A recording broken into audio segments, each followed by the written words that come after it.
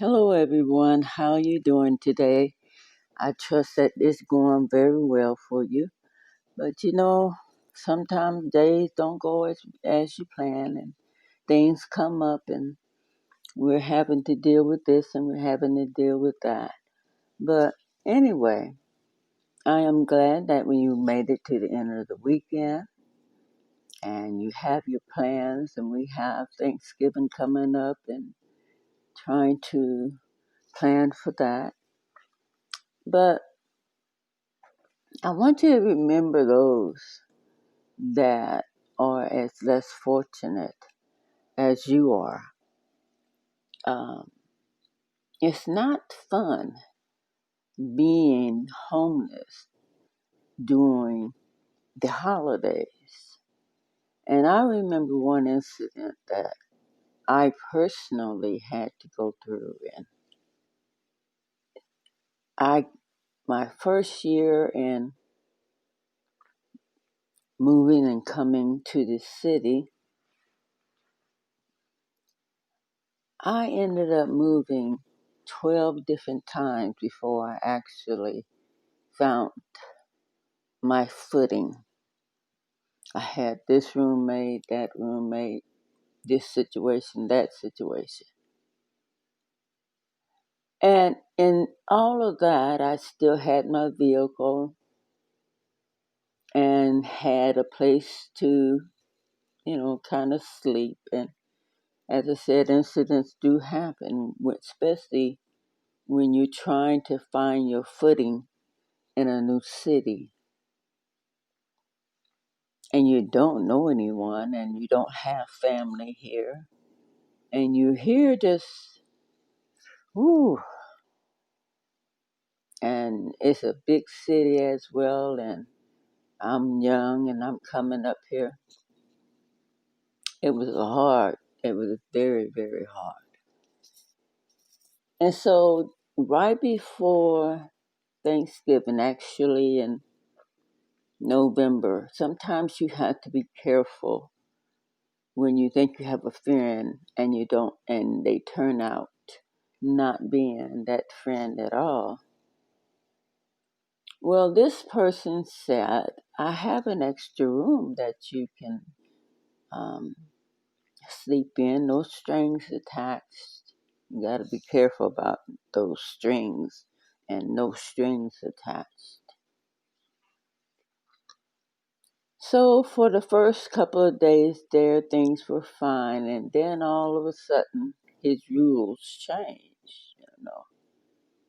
And it became to the point where either I gave up or gave him what he wanted of myself, and I did not see him in that manner. I did not go there for that manner. I went there to try to get a little bit of footing while I get me a job and all of that. I was not looking for a relationship. Well, that did not go well with him, and he drove me to the station. And it was cold November, it was raining. I didn't have a coat. I just had my purse. So I ended up downtown. And while I was going downtown, I had one more choice to make. I had one more call that I could make for help, to call for help.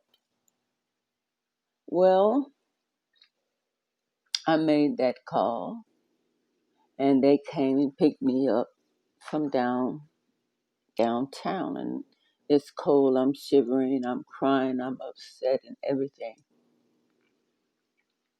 And the person that picked me up was a minister, and he called his wife and asked if he could bring me home.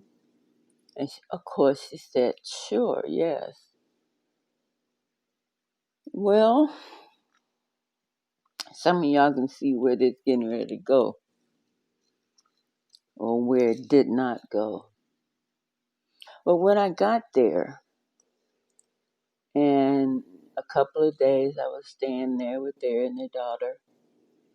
They had a little one there, and I would take care of her while she was at work. The wife was at work, and the husband did his thing. And one day he come home, and all of a sudden he wants me to deliver. And I told him no.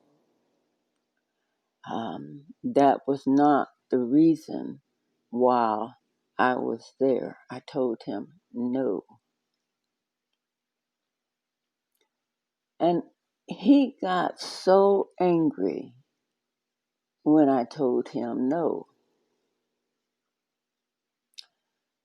So it was about time his wife was supposed to get home from work. And I had already packed my things because he had told me, pack your things, get your things, and get out. And see, at this point in time, I literally had nowhere to go. Anyway, he takes me after his wife came home, and she asked, what was wrong? What happened? What happened? I didn't tell her anything. I just left it at that and told her it was time for me to go. So he drops me off downtown at the women's shelter of Salvation Army. And thank God for Salvation Army. Because it took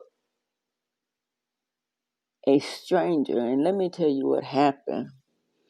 After he dropped me off and put my clothes, he didn't even take me inside the women's shelter. He dropped me out on the street. It was raining. It was cold. My stuff was getting wet in front of the building. And he drove off. Mind you now, that was the minister. Well, anyway, I'm crying. I'm upset. And this young man saw what had happened. And he came over. He said, you mind if I help you? And he was really very nice to me. He helped me get my stuff in. And I got my stuff in and signed up, and they were able to make room for me.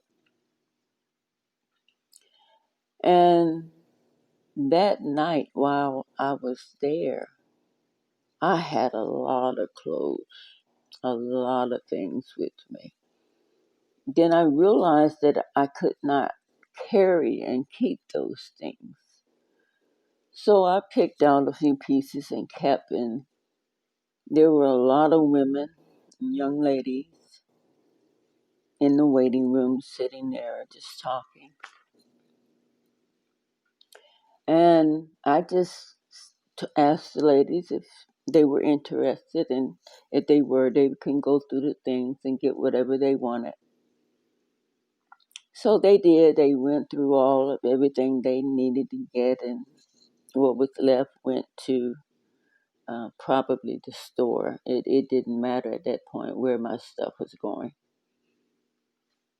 Well, anyway, because it was so close to the holidays, and here we are, here I am with these ladies. We had made it through Thanksgiving and on our way into Christmas.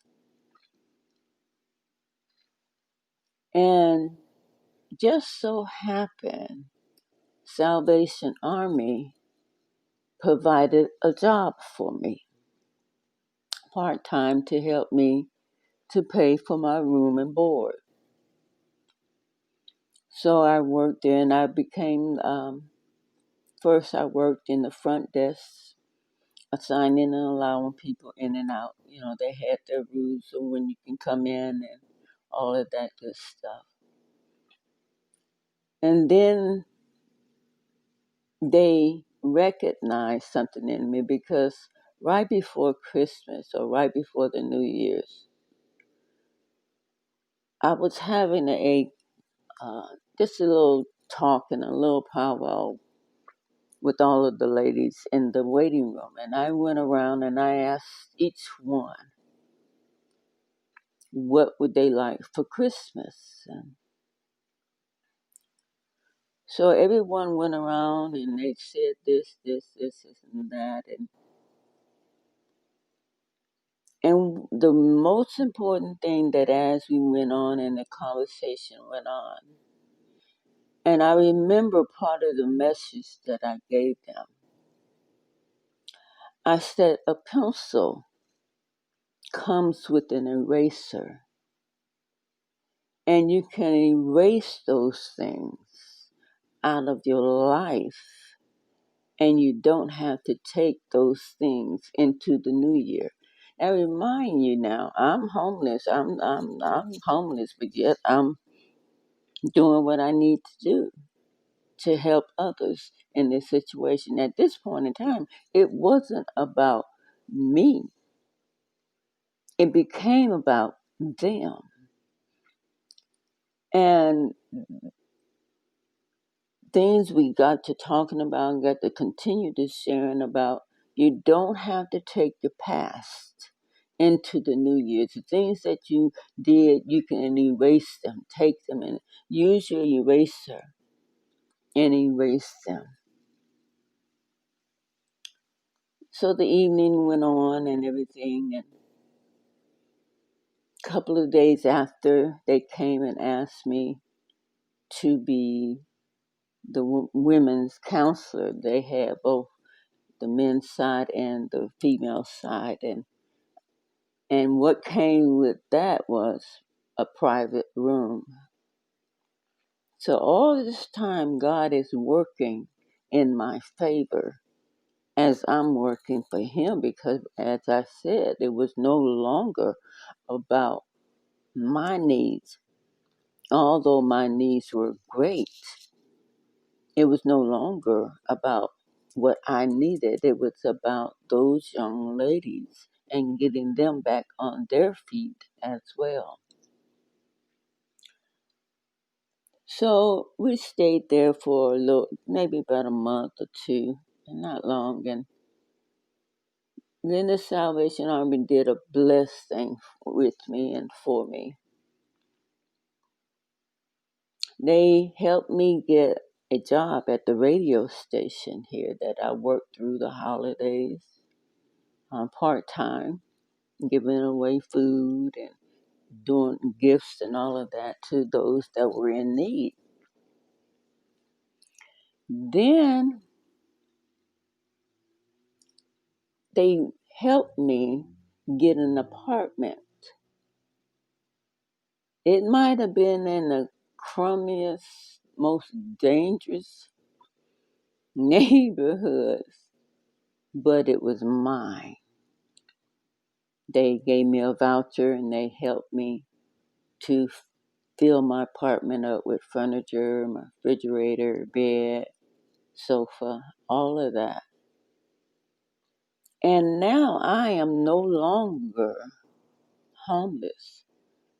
And again, God works in our favor. Sometimes we don't have to ask God for what we want. He already knows what we want. He already knows what we need. And all we have to do is just continue to do what He asks you to do, because while you're doing what He asks you to do, He's doing what He said He would do for you.